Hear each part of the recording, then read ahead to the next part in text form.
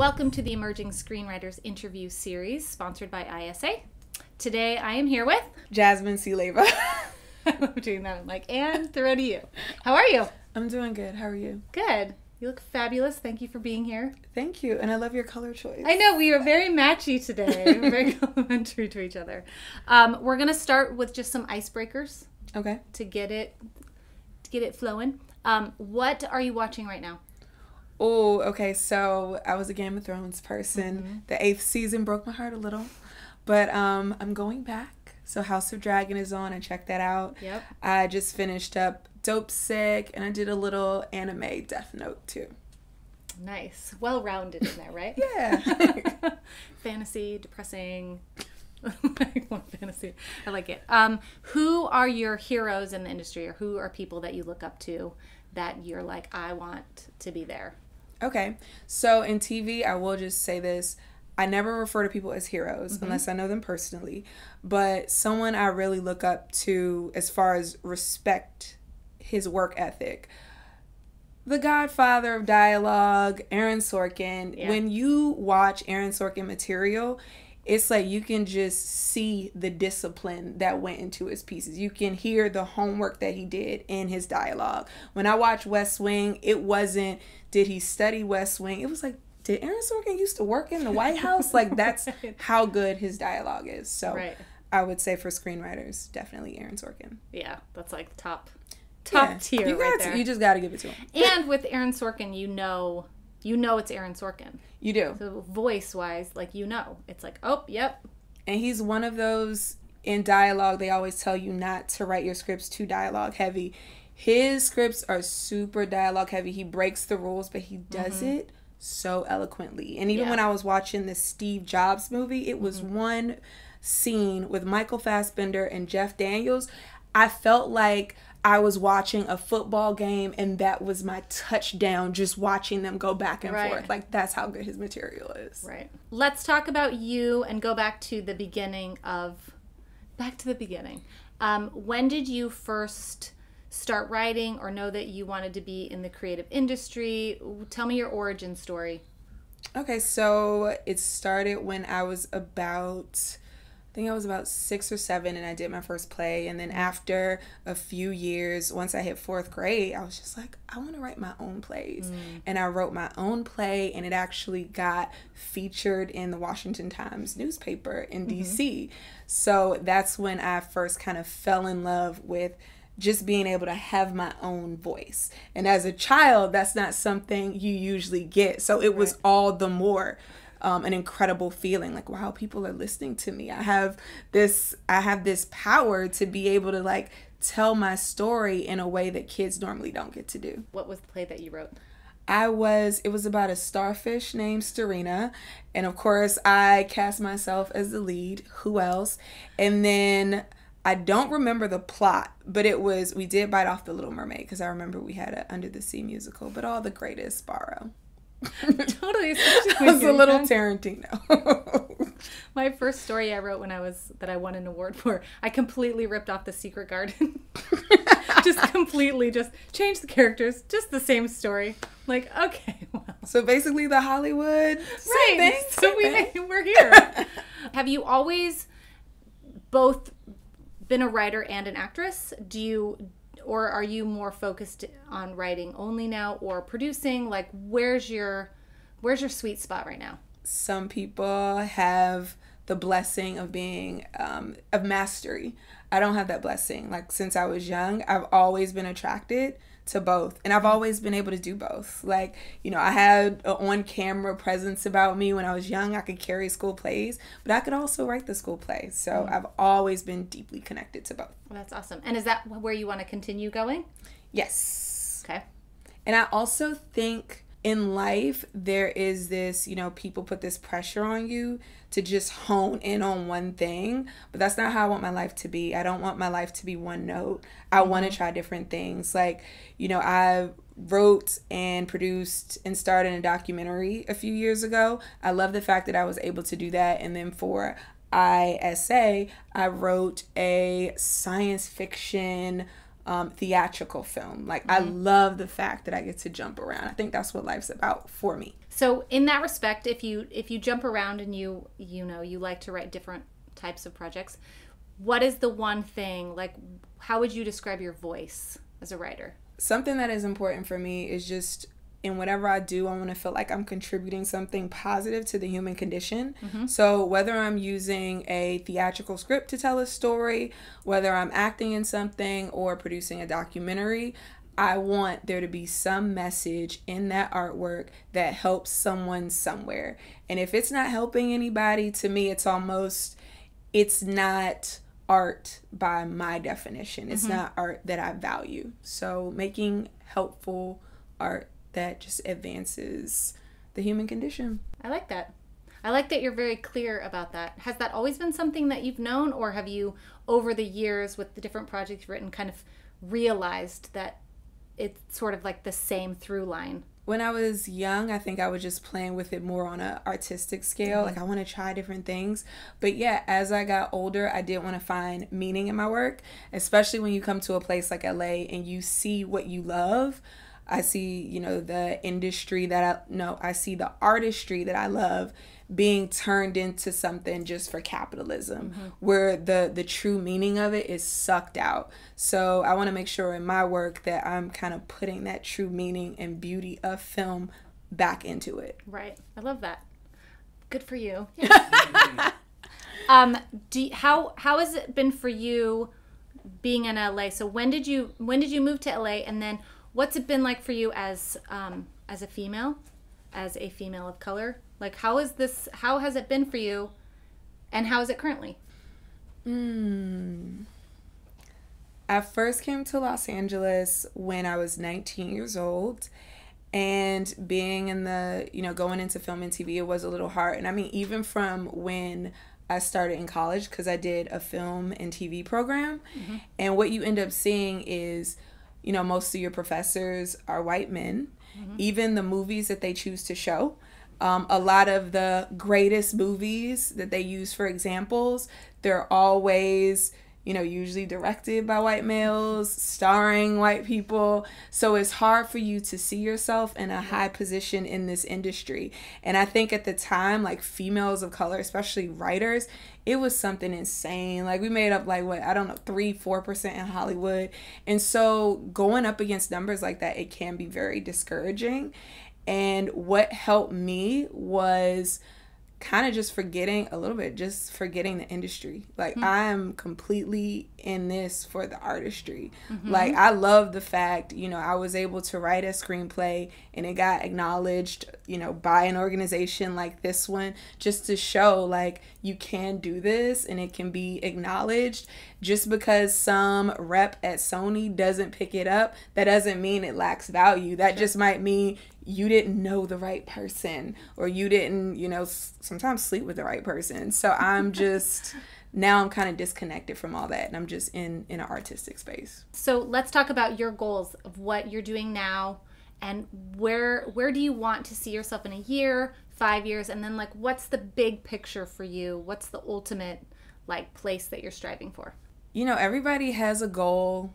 Everyone has this big master plan, but I almost think if you plan out your life that way, it's like a movie where you already know the end, and that murders a movie. Right. So 2 years ago, for example, I went to Bali and I became a certified mermaid. I went to mermaid school. Wait, what? I know, random. I just said, it was during COVID, and I'm just like, you know what? If we're going to be on lockdown, I'm just going to book a one-way ticket to paradise. And then I saw an ad for Bali Mermaid School. And I was like, I'm going to go to Bali Mermaid School. I'm going to get this fin, and I'm going to go practice every week and get my certification.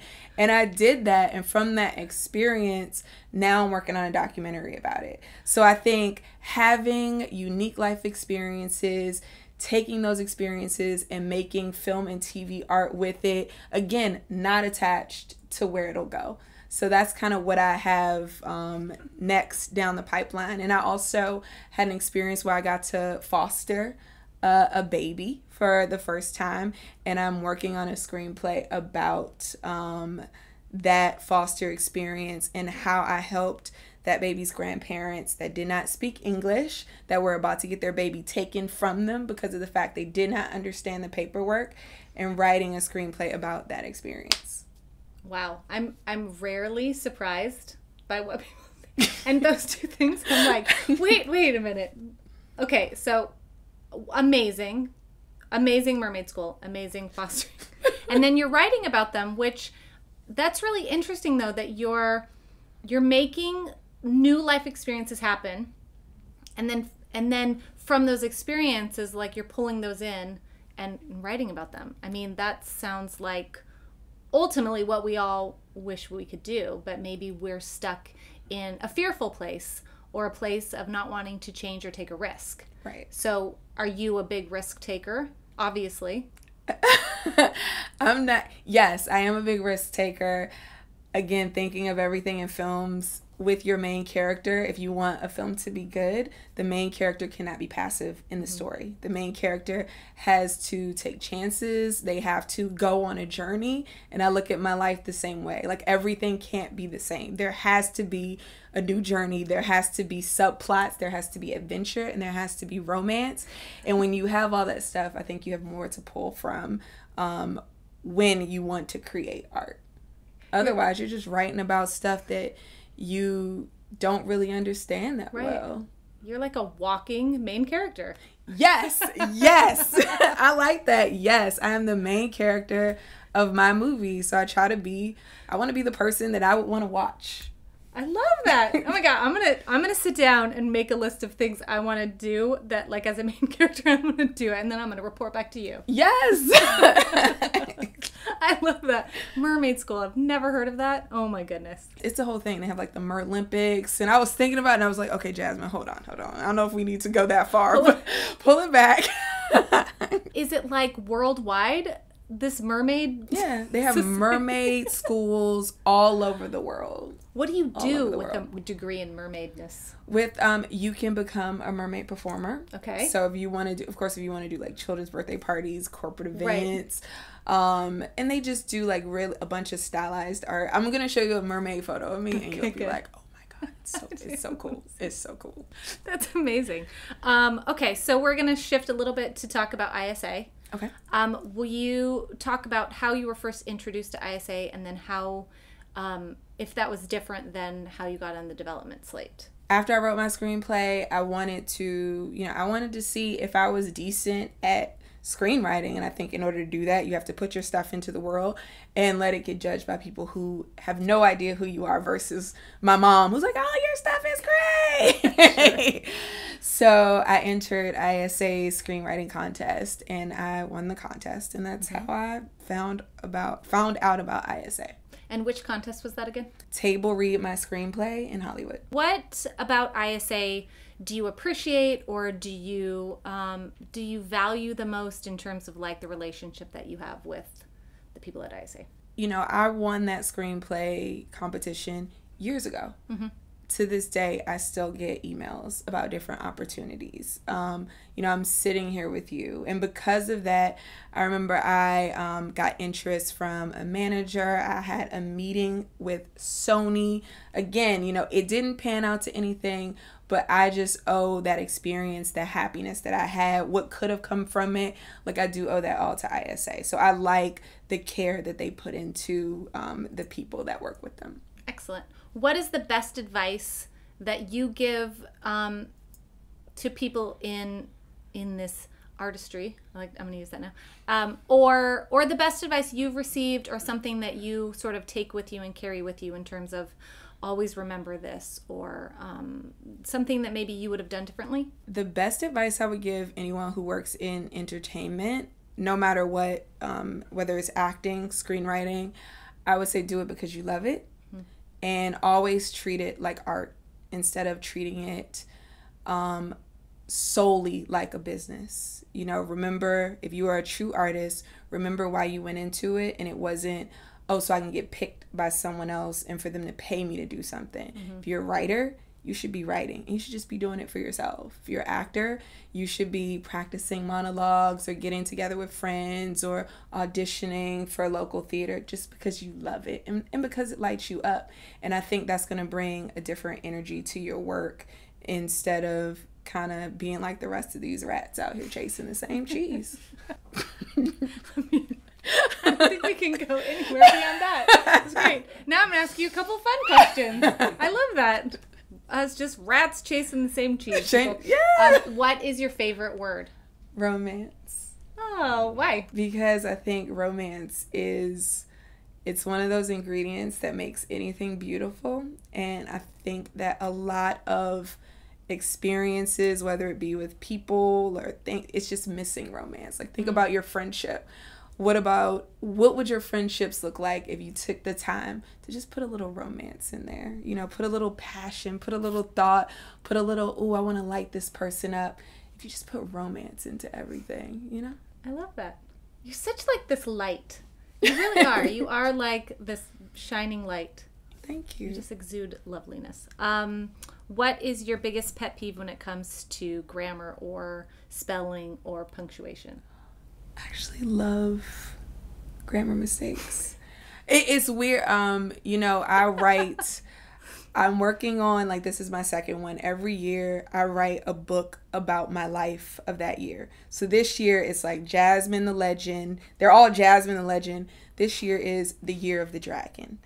And I leave all the grammar mistakes and all the misspellings in it just because it shows me. It's like, these are the words she doesn't know how to spell. These are the grammar mistakes. I just feel like it just represents a nuance of me. So I actually don't have a problem with grammar mistakes. No pet peeves. Once again, I'm surprised. This is the greatest. Okay, this one I'm sure will be good. The last one. If you had 3 wishes, what would they be? Oh, I don't even have, okay. If I had 3 wishes, you know, my biggest wish would just be for family. I think in LA, I'm not around my family. My family is mostly in DC. And LA is a city where everyone is so focused, hyper-focused on their own entrepreneurship, on their own, like, just hustling, trying to get to a career. You know, it's hard to build strong relationships with people and everybody's overworked. So what's missing is just family. Yeah. So I think my one grand wish would be, you know, when I'm 90 years old, to have a beautiful family of people still around me and loving on me consistently. That's a good wish. Thank you for being here and for chatting with me. I honestly had the best time. Oh, thank you. I had a good time with you too. Like, I feel the light you feel for me. Like, I feel your light too. Oh, thank you. It's very soft. It's a love fest. We put romance in each other. Yes, I feel the romance.